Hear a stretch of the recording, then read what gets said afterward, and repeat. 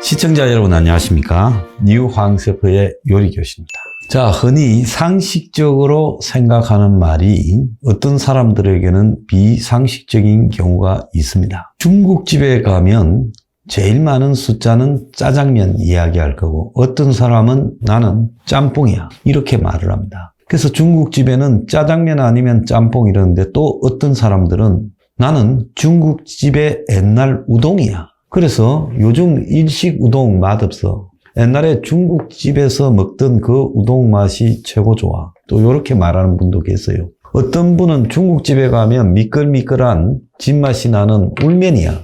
또 이런 말을 하시는 분도 계십니다. 요즘 울면 하는데 찾기 어렵죠. 또 어떤 사람들은 이렇게 말합니다. 중국집은 군만두다. 요즘은 군만두를 짜장을 많이 시키고 탕수육 시키면 끼워주는 걸로 생각하지만 실제 아직까지도 서울에 몇몇 중국 맛집들은 군만두를 주 요리로 빚는 데가 있습니다.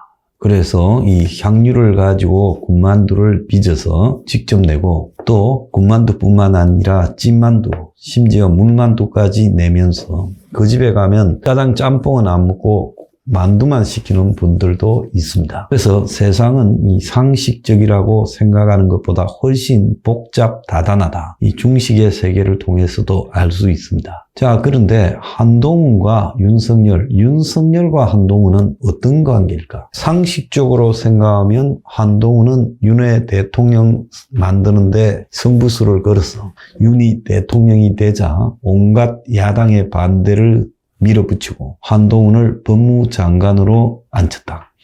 그래서 지금 이재명 수사나 이 서해 사건 수사 등 특수부 검찰의 수사를 한동훈이 지휘해가고 있다. 그래서 윤석열, 한동훈 특수부 검사들로 이루어지는 라인을 통해서 지금 이 한국의 야당 민주당 세력을 불태우고 있다. 자, 이렇게 생각을 합니다. 그래서 한동훈이 아마 윤은 자기로 생각하고 있을 거다. 그래서 총선 전에 당으로 보내서 당대표를 만든다. 내년 3월에 국민의힘의 당대표를 뽑을 때 한동훈이 출마한다. 이런 말이 있었습니다. 또 한편으로는 당대표가 되어서 총선 승리한 다음에 바로 자기에 도전한다. 그래서 한동훈이 윤을 잇는 자기 주자다. 이런 것들이 그냥 누가 설명을 한 사람은 없지만은 실제로 여론조사에서도 잡히고 국민의힘 당내나 또 친윤 지지자들 사이에서도 많이 회자되고 있어요.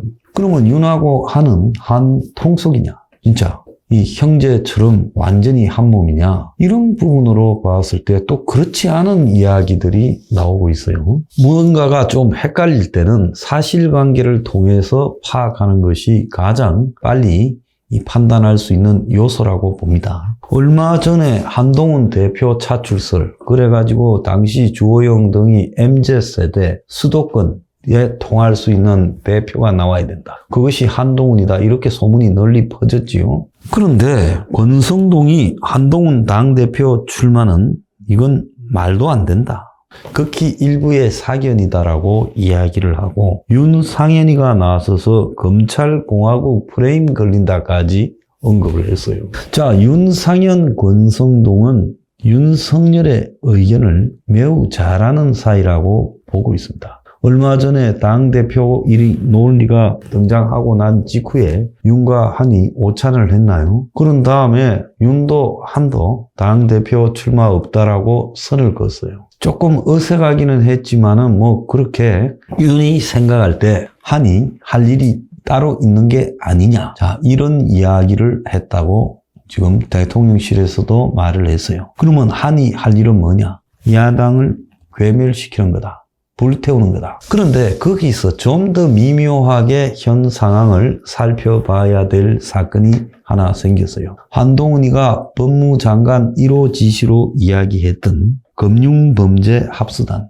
과거에 남부지검에 있다가 이런 어떤 직제 개편, 검수완박 등으로 지금 이 조직이 사라지고 이후에 한동훈이가 임시로 부활시켜서 쓰고 있는데 이걸 공식 직제화해달라고 5월 달에 직제 개편을 주관하는 이상민 행안부 장관한테 요청을 했습니다. 이것뿐만 아니라 대검 수사정보정책관실을 부활시켜달라. 그리고 검찰 내 범죄수익 환수부를 세워달라.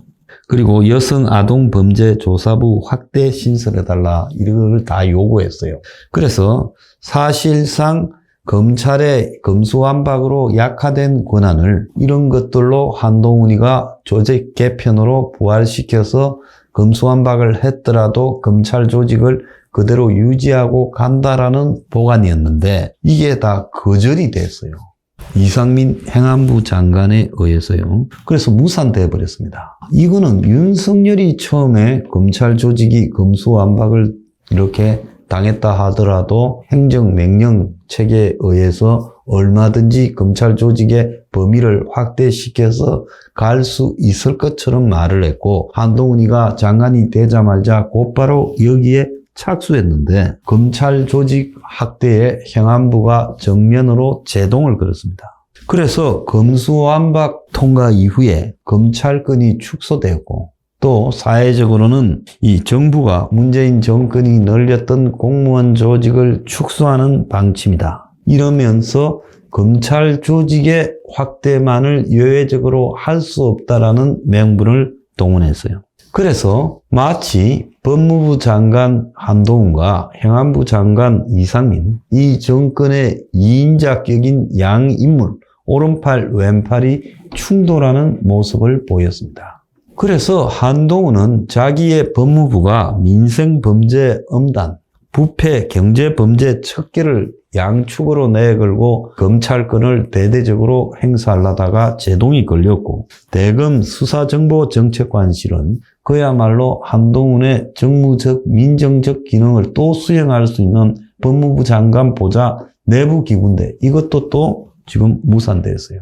그래서 한마디로 한동훈이가 권한이 커지고 또 한동훈이가 국민의 지지를 받을 수 있는 부패 척결이나 경제범죄, 민생범죄 등 전방위로 주도해 나가는 부분을 일정하게 제동을 거는 일이 윤석열 정권의 행안부 장관에 의해서 행해졌어요. 자, 이상민으로 말할 것 같으면 결국 이상민이가 앞으로 옷을 벗어라 하에서 해임 결의안이 관철될 거기 때문에 황 대표도 정권에서 장관은 그야말로 그때그때 갖다 쓰는 도구에 불과하다. 그래서 특정 장관에 집착할 게 아니라 미리 빼버림으로써 야당의 공격을 무산시키고 또 다른 자리에 갖다 꼽아서 쓰면 된다.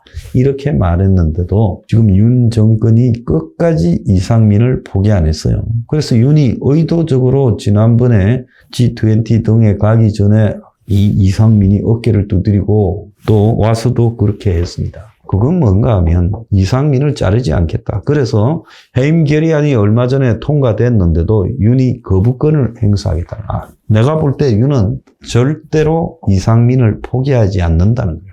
그래서 한간에 아는 것과는 별도로 윤은 검사 출신이고 이상민이는 판사 출신이지만 이 두 사람은 법대 선후배로서 남들이 알지 못하는 특별한 인연관계에서 윤이 자신을 위해서 지금 자신을 지키기 위한 일에 마당새 역할, 온갖 청소 역할들을 이상민이 하고 있다고 하는 거예요. 그래서 윤은 이상민을 사심 없는 자신의 편한 행동대장처럼 생각하고 있고 한간에 한동훈이 윤의 오른팔이라고 생각하지만 그런 것과는 다른 한동훈과 윤 사이에는 약간의 긴장관계나 견제도 있다고 보는 겁니다. 그러니까 한동훈이 당대표로 가는 이야기들을 잘 모르는 사람들이 띄웠죠. 한동훈이가 당대표하면 윤이 얼마나 좋아하겠냐고 친윤들 중에 소식통이 늦은 사람들이 띄웠는데 윤이 사실상 이걸 선을 조기에 꺼버리는 그런 역할을 수행했고 한동훈이도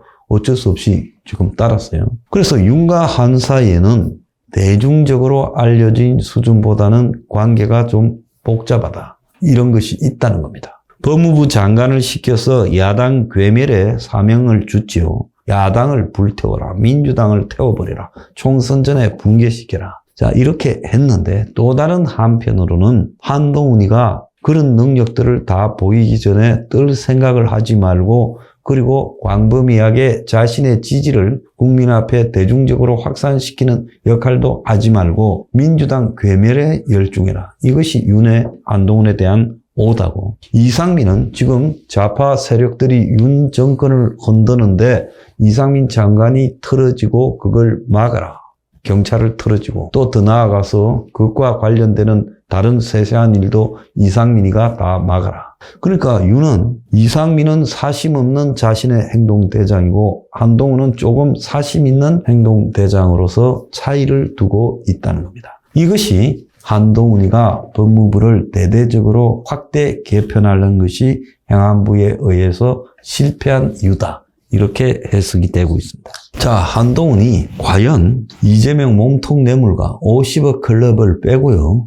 나머지만 수술해서 대장동을 마무리하고 이재명을 처리하고 서해 공무원 피살 문제로 문재인을 처리해서 갈 것인가? 이것도 지금 윤 정권은 엄밀히 이재명, 문 두 사람은 어떤 형태로든 사법적 처리를 한다. 그럼으로써 민주당 씨를 말리겠다라고 생각을 하고 있습니다. 지금 전직 대통령 중에 깜빵에 간 사람이 많았고요. 과거에 대북 송금 문제에 대해서 문재인이 민정수석일 때 DJ가 대북 송금에 관여돼서는 책임져야 된다 이런 말까지도 했죠. 그래서 지금 한동훈이 이 두 사람 전직 대통령 문재인과 전직 대선 후보 이재명을 강력하게 압박하고 있어요. 자, 이 속에서 한동훈에게 주어진 미션, 한동훈이 성공적으로 도려내고 여당의 총선 승리를 이바지할 때 한동훈에 대해서는 내가 최종적으로 판단하겠다. 이게 입장일 것이라고 보입니다. 자, 한동훈과 윤, 이상민 참 관계 복잡합니다. 오늘의 디저트, 권력 있는 사람의 관계는 생각보다 더 복잡하다.